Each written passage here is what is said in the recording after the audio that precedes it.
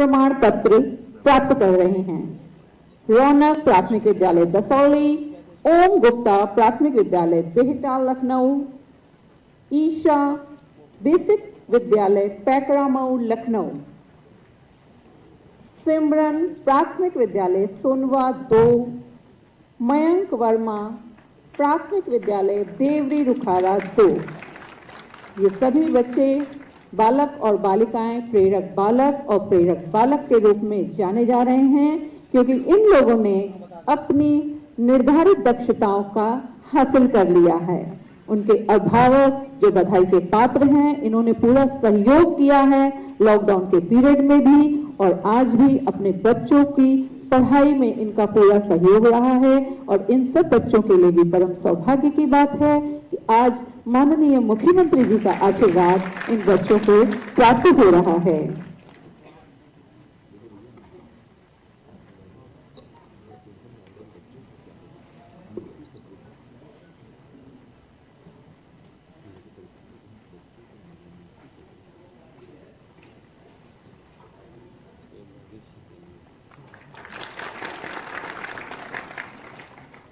बच्चों के साथ साथ उनके अभिभावकों का भी बहुत सहयोग रहा है। इस लॉकडाउन के पीरियड में अभिभावकों के सहयोग के बिना यह कार्य संभव नहीं था।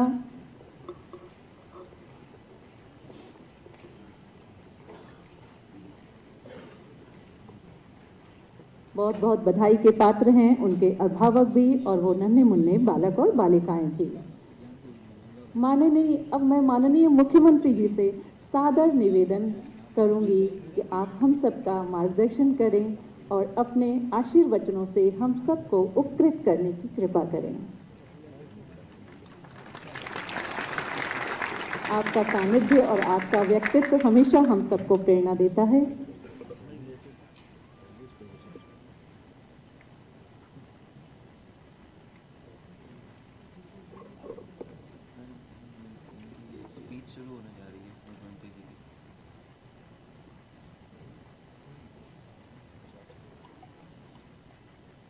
बेसिक शिक्षा परिषद के 9 चयनित खंड शिक्षा अधिकारियों के आज के इस नियुक्ति पत्र वितरण कार्यक्रम में उपस्थित प्रदेश सरकार में बेसिक शिक्षा विभाग के मंत्री डॉक्टर सतीश चंद्र द्विवेदी जी, अपर मुख्य सचिव वाणिज्य कर और बेसिक शिक्षा श्री संजीव मित्तल जी, प्रमुख सचिव मुख्यमंत्री कार्यालय और सूचना श्री संजय प्रसाद जी, सचिव बेसिक शिक्षा श्री रणबीर प्रसाद जी, डीजी बेसिक शिक्षा श्री विजय किरण आनंद जी, निदेशक श्री सर्वेंद्र विक्रम सिंह जी, बेसिक शिक्षा परिषद के सभी अधिकारीगण और 9 चयनित खंड विकास शिक्षा के सभी अधिकारीगण, मीडिया के मित्रों, मैं आप सभी 9 चयनित खंड शिक्षा अधिकारियों को एक नए जीवन की शुरुआत करने के लिए प्रदेश सरकार की ओर से हृदय से बधाई देता हूं। आप सबके प्रति अभिनंदन भी करता हूं। मेरे लिए यह अतिरिक्त प्रसन्नता का विषय है कि प्रदेश के युवाओं को एक पारदर्शी तरीके से और शुचितापूर्ण तरीके से हम लोग नियुक्ति पत्र देकर के उनकी प्रतिभा और उनकी ऊर्जा का लाभ प्रदेश के विकास के लिए ले पाने में सफल हो रहे हैं। और आज का यह अवसर इसीलिए हम लोगों ने यहां पर आयोजित किया है कि जो अपेक्षा आपकी शासन से थी जब आप प्रतियोगी छात्र थे, उसी प्रकार की अपेक्षा शासन भी आपसे कर सकता है। आप इतनी बड़ी संख्या में यहां पे 271 खंड शिक्षा अधिकारी के रूप में चयनित अभ्यर्थी हैं। इससे पूर्व आप किसी अन्य जगह सेवा भी देते रहे होंगे या एक प्रतियोगी छात्र के रूप में रहे होंगे। आपके मन में एक भाव रहा होगा, यूपीएससी के माध्यम से आप सब प्रदेश सरकार के शिक्षा के क्षेत्र में अपना योगदान दे सकें। लेकिन क्या आज से 4 वर्ष पूर्व यह संभव था? जब आयोग की गरिमा स्वयं ही धूल दूसरित थी और गरिमा स्वयं दांव पे लगी हुई थी, जाति, क्षेत्र, मत और मजहब देख करके नियुक्तियां प्राप्त होती थी, धनबल और बाहुबल का भरपूर दुरुपयोग होता था, उन स्थितियों में शुचिता और पारदर्शिता की बात तो एक कपोल कल्पना मात्र थी। लेकिन आज मैं कह सकता हूं, हम लोगों ने उत्तर प्रदेश लोक सेवा आयोग हो, अधीनस्थ सेवा चयन आयोग हो, उच्चतर शिक्षा चयन आयोग हो या माध्यमिक शिक्षा चयन आयोग या बेसिक शिक्षा की भर्ती का कार्यक्रम रहा हो या पुलिस की भर्ती का कार्य, पूरी प्रक्रिया में शुचिता और पारदर्शिता के प्रति सभी आयोग और बोर्डों को पहले से बहुत स्पष्ट निर्देश दिए थे और यह भी स्पष्ट कर दिया था कि अगर कहीं भी कोई पक्षपातपूर्ण कार्रवाई हुई, कहीं भी कोई भ्रष्टाचार की शिकायत हुई, तो बोर्ड के अध्यक्ष और बोर्ड के आयोग के अध्यक्ष, बोर्ड के अध्यक्ष, उनके सदस्यगण और उस व्यवस्था के साथ जुड़े हुए सभी लोग बराबर के जवाबदेह माने जाएंगे। आज उसका परिणाम है कि प्रदेश का कोई भी युवा प्रदेश सरकार से ये शिकायत आज नहीं करता है कि कहीं कोई भ्रष्टाचार हो रहा है, क्योंकि ऐसी ऊर्जा जो प्रदेश के युवाओं की है वह ईमानदारी से चयन चाहता था, पारदर्शी तरीके से चयन की प्रक्रिया को आगे बढ़ाने का पक्षधर था और उसका परिणाम आज हम सबके सामने है। और देखते ही देखते जब सरकार के 4 वर्ष पूरे हो रहे हैं, तो 4 वर्ष के इस कार्यकाल के दौरान हम प्रदेश के अंदर 4 लाख युवाओं को सरकारी नौकरी देने में भी सफल हुए हैं। ये 4 लाख नौकरियां ये सामान्य बात नहीं है। मैं मानता हूं कि उत्तर प्रदेश का गठन जब से हुआ होगा,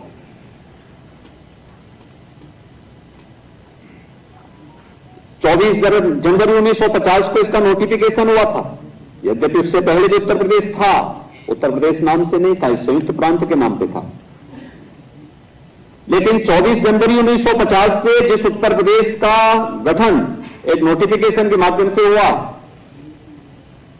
तब से लेकर के अब तक यानी 4 वर्ष में इतनी बड़ी संख्या में नियुक्तियां हुई हों, जिनमें लगभग हम लोग 1.5 लाख तो केवल पुलिस में भर्ती किए हैं, जिनमें इंस्पेक्टर हैं, सब इंस्पेक्टर हैं, डिप्टी एसपी हैं, पुलिस के कांस्टेबल हैं।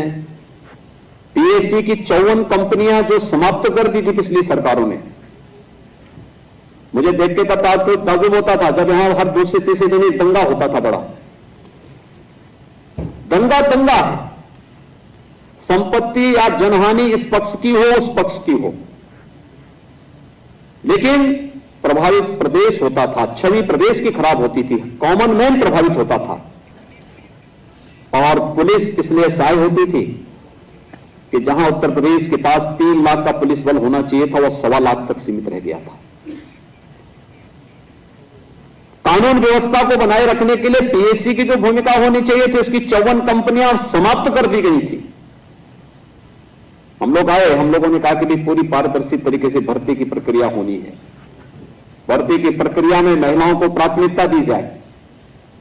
और उसका परिणाम है 4 वर्ष के दौरान 1.5 लाख से अधिक पुलिस कर्मियों की भर्ती, जिसमें डिप्टी एसपी के स्तर पर, सब इंस्पेक्टर के स्तर पर, कांस्टेबल के स्तर पर, पीएसी की समाप्त हो चुकी वाहिनियों को पुनर्जीवित करते हुए, 3 नई महिला वाहिनियों का पुनर्गठन करते हुए, एसडीआरएफ का गठन करते हुए, प्रदेश के अंदर एंटी टेररिस्ट स्क्वाड का गठन करते हुए, या फिर एसटीएफ का स्ट्रेंथन करने की कार्रवाई को तेजी के साथ आगे बढ़ाते हुए हम लोग उस प्रक्रिया को जहां पूरा किए, एक भी जगह कोई ये नहीं शिकायत कर सकता कि कहीं भी किसी ने कोई पैसे की लेन देन की हो, किसी के साथ भेदभाव हुआ हो, कहीं पर किसी प्रकार की कोई अव्यवस्था फैली हो।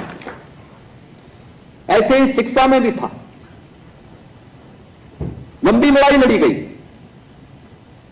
हमने प्रक्रिया को पारदर्शी बनाया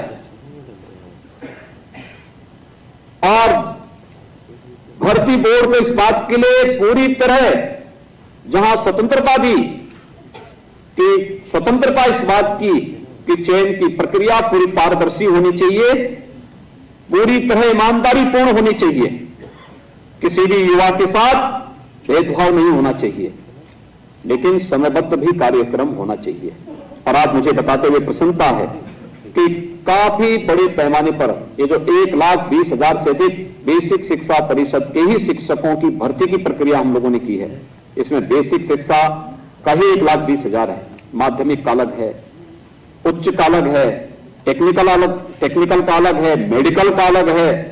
ये पूरी संख्या को अगर आप देखेंगे तो ये भी शिक्षकों की ही भर्ती की प्रक्रिया लगभग 1.5 लाख हुई है। अन्य विभागों की भी नियुक्तियां इसी स्तर पर हुई है, कहीं पे जल शक्ति विभाग का, कहीं पीडब्ल्यूडी का, कहीं पे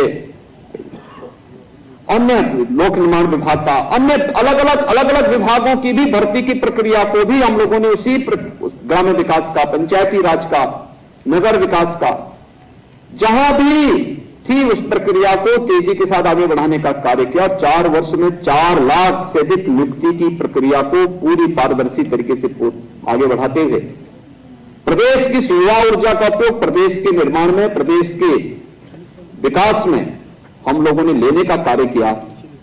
ये प्रक्रिया पूरी पारदर्शी थी। अगर सरकार आपकी चयन की प्रक्रिया पारदर्शी तरीके से कर रही है, कहीं आपके साथ कोई भेदभाव नहीं है, हमने आरक्षण के नियमों का पालन किया,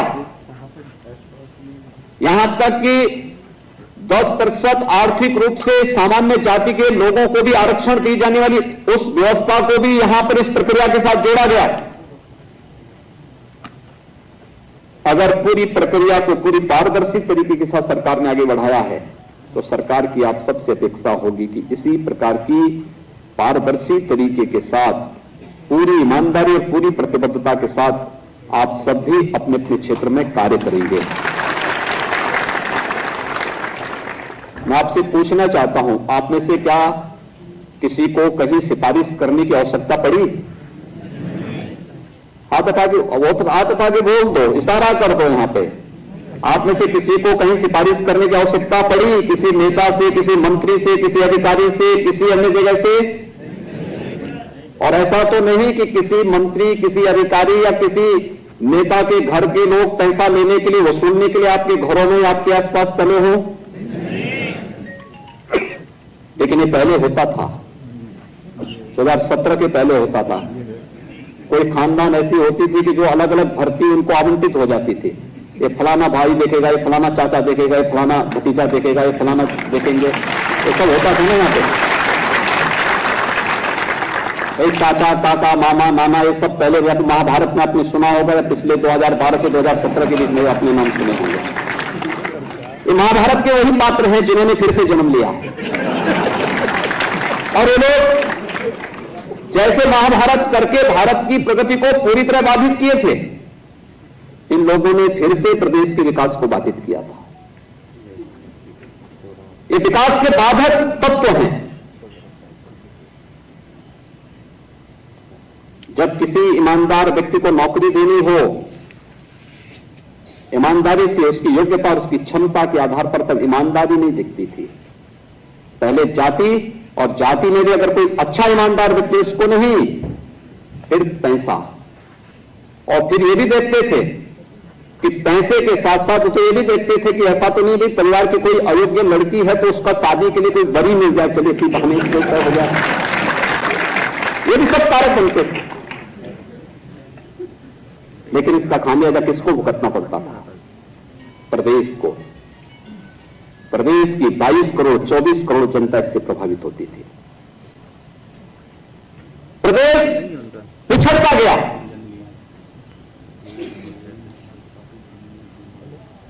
जब 2017 में मुझे प्रदेश का मुख्यमंत्री बनाया गया, लोग मुझसे कहते थे कैसे चलेगा। मैं कहता था कि उत्तर प्रदेश की जो संभावनाएं हैं मैं उसके आधार पर कह सकता हूं कि उत्तर प्रदेश उन व्यापक संभावनाओं वाला प्रदेशों में से एक है जहां पर किसी चीज की कमी नहीं है, केवल उसको एक नेतृत्व की आवश्यकता है।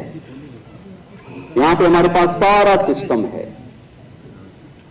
ऐसा नहीं कि मैं मुख्यमंत्री बना तो मेरे साथ अधिकारियों की टीम भी मेरे साथ आ गई होगी। मेरे साथ तो मंत्री आए होंगे, अधिकारी तो वही है, कर्मचारी वही है, सिस्टम पूरा वही है। ये वही उत्तर प्रदेश है। जब भारत सरकार की कोई रैंकिंग आती थी तो उसमें उत्तर प्रदेश सबसे पीछे होता था, और आज यही उत्तर प्रदेश है। भारत सरकार की किसी भी योजना में नंबर 1 पर, नंबर 2 पर, नंबर 3 पर उत्तर प्रदेश आता हुआ दिखाई देता है। कुंभ के आयोजन के माध्यम से भव्य और दिव्य कुंभ कैसे होना है यह भी उत्तर प्रदेश ने करके दिखाया।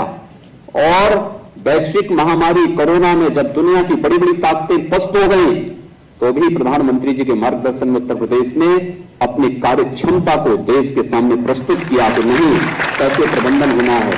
यह टीम वर्क यही है। ये वही उत्तर प्रदेश है जहां पे व्यवसाय की सुगमता, ईज ऑफ डूइंग बिजनेस, 2016 में हम 14वें स्थान पर थे। यानी देश के अंदर अगर किसी निवेशक को चयन करना होता कि मुझे कहां निवेश करना है तो हमारा नंबर 14वें स्थान पर था। क्या यहां कोई निवेश करता? अरे प्रायोरिटी फर्स्ट सेकंड थर्ड की होती है, 14वें पे कोई नहीं जाता।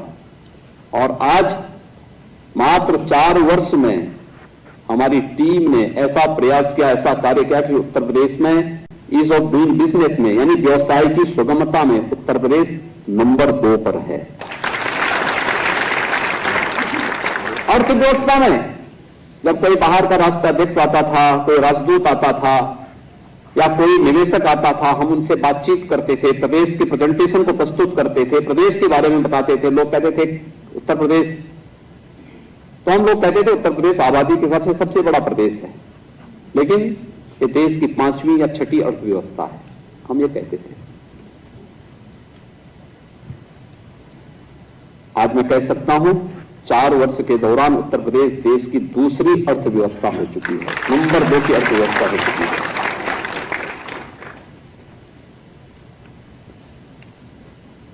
चार वर्ष के दौरान उत्तर प्रदेश की प्रति व्यक्ति आय में दुगने से भी कमतर आया है, दुगने से भी बढ़ोतरी हुई है।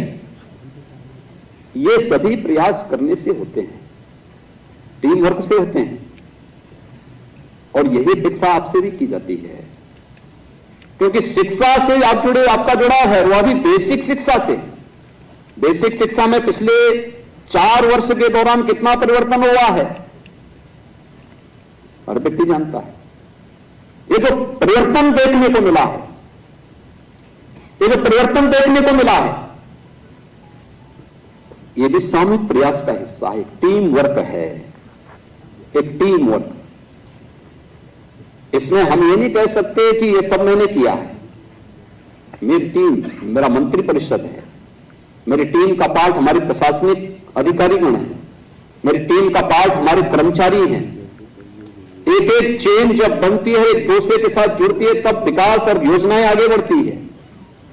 हर एक का अपने फील्ड में कंट्रीब्यूशन है, किसी के कंट्रीब्यूशन को हम नकार नहीं सकते, और यही कार्य शिक्षा के क्षेत्र में भी हुआ है और इसको करना होगा। शिक्षा में भी मैं जब 2017 में आया था, मार्च 2017 में, मान्यता ये थी प्रॉक्सी टीचर के, शिक्षक जाता ही नहीं था स्कूल में। वो बेसिक शिक्षा परिषद से 35,000 से लेकर 45,000 तक वेतन लेता था, लेकिन बदले में 3,000 और 4,000 रुपए में किसी इंटरमीडिएट या बीए पास लड़के को वहां विद्यालय में भेज देता था। अगर बहुत गनीमत की, अगर उसने कृपा कर ली तो, अन्यथा नहीं जाता था। पूछते थे शिक्षक कहां हैं, मास्टर साहब कहां हैं, तो मास्टर साहब कहीं अपना दूसरे काम कर रहे हैं, कोई ठेकेदारी कर रहा है, कोई दूसरा काम कर रहा है, कोई अपने व्यवसाय में लिप्त है। आज कम से कम हर शिक्षक स्कूल जाने के लिए प्रेरित हुआ है। प्रेरणा ऐप ने, मानव संपदा पोर्टल ने आज शिक्षकों की वेरिफिकेशन की कार्रवाई को आगे बढ़ाया है। यह प्रक्रिया तेजी के साथ आगे बढ़ाई गई। स्कूलों के भवन जर्जर थे, मुझे आश्चर्य होता था। यानी जो कार्यदायी संस्था नहीं काम करती थी विद्यालय के निर्माण की। बेसिक शिक्षा परिषद का स्कूल का शिक्षक बच्चों को नहीं पढ़ाता था, वो विद्यालय निर्माण का काम करता था। ये काम कार्यदायी संस्था का है। किसी कार्यदायी संस्था की जवाबदेही को देकर के इसकी क्वालिटी की जांच एक दिन में एक बार 2 बार चेक करो, देखो, किसी की जवाबदेही तय करो। शिक्षक का काम शिक्षा, उन बच्चों को अध्ययन अध्यापन के साथ जोड़ना है। इस कार्य को जवाबदेही के साथ करे, और ये कार्य जब पूरी जवाबदेही के साथ होना प्रारंभ हुआ, उसके परिणाम सामने आने प्रारंभ हुए। यानी 4 वर्ष में 1 वर्ष केवल हमारा कोरोना प्रबंधन में बीता है। बेसिक शिक्षा परिषद के स्कूलों को हम 1 मार्च से खोल पाए हैं। अभी भी वहां भी पूरी स्ट्रेंथ के साथ बच्चे नहीं आ पा रहे। अभी भी हम लोग सतर्क हैं। कई राज्यों में फिर से कोरोना के मामले बढ़े हैं, लेकिन इन सब के बावजूद जो कार्रवाई यहां पर प्रारंभ हुई है, उसके पीछे किसी भी प्रकार से 4 वर्ष के दौरान 1 वर्ष कोरोना के खिलाफ लड़ते लड़ते लगा। उस सब के बावजूद पिछले 4 वर्ष में लगभग 54 लाख अतिरिक्त बच्चे बेसिक शिक्षा परिषद के स्कूलों में आए हैं। उनको नए सिरे से उनका प्रवेश हुआ है, उन बच्चों को वहां पर भेजने का काम किया गया है ऑपरेशन कायाकल्प के माध्यम से। देखिए, आप में से हर एक व्यक्ति कुछ नया दे सकता है अपने अपने फील्ड में। आपको अलग अलग विकास खंडों में जाकर के बेसिक शिक्षा परिषद के स्कूलों के निरीक्षण और उसकी व्यवस्था को एक सिस्टम के साथ जोड़ने में अपना योगदान देना है। एक बड़ा कार्य आपके स्तर पर हो सकता है। हर एक विकास खंड की अपनी अपनी सामाजिक, अपनी आर्थिक, अपनी भौगोलिक परिस्थितियां होंगी। उस पर आपके द्वारा अपने तरीके से कुछ नयापन किया जा सकता है, एक नया अध्ययन किया जा सकता है, और फिर अपना प्रेजेंटेशन आप अपने बेसिक शिक्षा अधिकारी के सामने या फिर एडी बेसिक के सामने या निदेशक के सामने प्रस्तुत करने का प्रयास होना चाहिए। वर्ष में कम से कम 1 बार 2 बार इस प्रकार के अवसर होने चाहिए, जब बहुत लंबा नहीं, आप प्रेजेंटेशन बनाए तो 5 मिनट का बनाएंगे तो वह लोग देख पाएंगे, बहुत लंबा नहीं बनाना, लेकिन बना सकते हैं। कहां की सामाजिक स्थिति क्या है, भौगोलिक स्थिति क्या है, वहां की अन्य सांस्कृतिक स्थितियां, परिस्थितियां किस प्रकार की हैं, वहां पे जनसांख्यिकी की क्या स्थिति है, और कैसे बच्चों के सर्वांगीण विकास में बेसिक शिक्षा परिषद बड़ी भूमिका का निर्वहन कर सकता है। ये काम केवल एक अभिभावक का नहीं है, ये काम केवल एक शिक्षक का भी नहीं है, आपका भी उतनी बड़ी भूमिका इस पूरे कार्य में हो सकती है। शिक्षक अपने विद्यालय, उसका विद्यालय उसका कमांड एरिया का क्षेत्र है, लेकिन एक खंड शिक्षा अधिकारी के रूप में पूरा विकास खंड आपका कमांड एरिया का क्षेत्र है, जिसमें बेसिक शिक्षा में क्या आमूलचूल परिवर्तन वहां पर कुछ नए इसके साथ आप कर सकते हैं, जो अन्यों के लिए भी प्रेरणादायी बन सकता है। आप में से बहुत सारे लोग इस फील्ड में काम कर सकते हैं, और ये कुछ नया करके दिखाने की आवश्यकता है। पाठ्यक्रम ये शासन तय कर रहा है, शासन तय करता है, आपका परिषद तय कर रहा है, लेकिन पाठ्यक्रम की तरह भी बहुत कुछ ऐसी गतिविधियां होती हैं जो बच्चों को अपने साथ जोड़ने का आधार बनता है। देखिए, इसमें बहुत क्षरण हुआ है, याद करना, आज से 25 साल, 30 साल पहले, 35 साल पहले, 40 साल पहले जब खंड शिक्षा अधिकारी अपने अपने यहां बेसिक शिक्षा परिषद के स्कूलों के भ्रमण में जाते थे, उस समय उसका एक सम्मान भी था, उसकी गरिमा भी थी, और वे लोग जाते थे तो वह बड़े सम्मान के साथ लोग देखते भी थे। क्वालिटी ऑफ एजुकेशन उनका फोकस होता था। उस समय साधन नहीं थे तो भी वह लोग साधन नहीं थे, पैदल जाते थे, साइकिल से जाते थे, अन्य साधन का उपयोग करके जाने का प्रयास करते थे, विद्यालयों में रुकते थे, उसके परिणाम सामने आते थे, बच्चों से पूछते थे। अब तो एक शॉर्टकट का रास्ता बना दिया है। मैंने सुना इस बार से बेसिक शिक्षा परिषद कह रहा है कि अब पढ़ाई ऑनलाइन है, ये कह रहे हैं आप उनको सबको प्रमोट कर दो। लेकिन हमें एक प्रतिस्पर्धा बच्चों के बीच में खड़ी करनी होगी, और प्रतिस्पर्धा इस बात को लेकर के हर बच्चे के मन में हो कि नहीं, मैं इसके योग्य हूं। पलायन का रास्ता दिखाने की बजाय या उसके द्वारा दीनता दिखाने की बजाय उसको हम सक्षम बनाएं। ये नींव है, जितनी मजबूत हो पाएगी उतना ही वह सक्षम और सामर्थ्यवान बन पाएगा, और समाज और राष्ट्र उतना ही सक्षम और सामर्थ्यवान बनेगा। ये बच्चे हमारे बच्चे हैं, इन बच्चों की नींव को मजबूत करना हमारा दायित्व बनता है, और ये कार्य न हो कि हम एक औपचारिकता निर्वहन करने के लिए, केवल प्रमोट करने के लिए संस्थाएं खोल दें। हमें एक स्वस्थ प्रतिस्पर्धा खड़ी करनी होगी। और अभी तो एक वर्ष से तो विद्यालय फिजिकली खुले ही नहीं। बेसिक शिक्षा परिषद के विद्यालय तो 1 मार्च से हम लोगों ने रिस्क लेकर के भी खोले हैं, लेकिन प्रयास होना चाहिए हम इनको धीरे धीरे करके, पहले कोविड के सभी नियमों का पालन करते थे, उनकी सुरक्षा, क्योंकि जो हाई रिस्क कैटेगरी है उसमें बेसिक शिक्षा परिषद के सभी बच्चे आ जाते हैं, और हाई रिस्क कैटेगरी के होने के नाते वहां पर हमें उन बच्चों की कोविड से बचाव के बारे में या अन्य जितने भी वेक्टर बॉर्न डिजीज होंगी उन सब से बचाव के बारे में हमें पहले से उसके बारे में सतर्कता बरतनी पड़ेगी, और सतर्कता बरतने के साथ फिर प्रयास होना चाहिए कि कैसे फिजिकली उनकी क्लासेस प्रारंभ हो।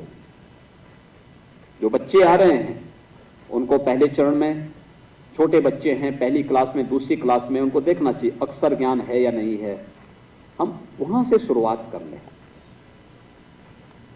देखें वहां पर, उस प्रक्रिया को हम आगे बढ़ाएं, और फिर धीरे धीरे करके हमें इसको आगे बढ़ाना चाहिए, और फिर महीना 2 महीने इसको चला करके, और फिर प्रयास होना चाहिए एक शॉर्ट टेस्ट का कार्यक्रम। पहले 1 घंटे का होता रहा होगा, आप आधे घंटे का करिए, 15 मिनट का करिए, 15 मिनट में भी टेस्ट लिए जा सकते हैं।